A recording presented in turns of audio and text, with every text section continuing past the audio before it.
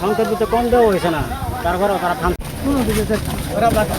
আমাদের আওলাতলির প্রত্যেকটা যুব সমাজ যারা 8-9-এ পড়ে, কমলমতি শিশু, কিশোর বয়সের যে বাচ্চাগুলাই আমাদের কলিজার টুকরা, এই ছেলেগুলোকে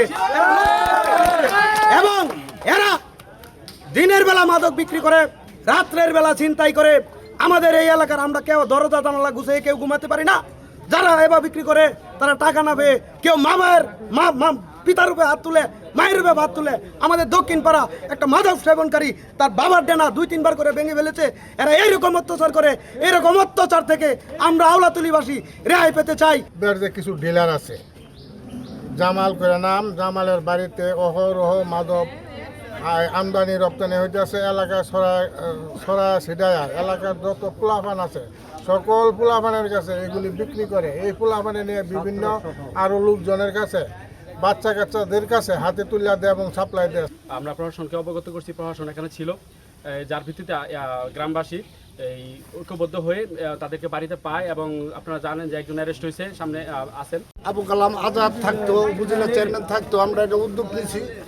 এখন আমাদের এই এলাকার জনতা যারা আছে তারা আমরাও অসুস্থ হয়ে গেছি এবং আমাদের যে পোলাপান ছাত্র যারা আছে তারাও আপনার এটার লিপ্ত হয়ে গেছে, তারা এটা নষ্ট করছে।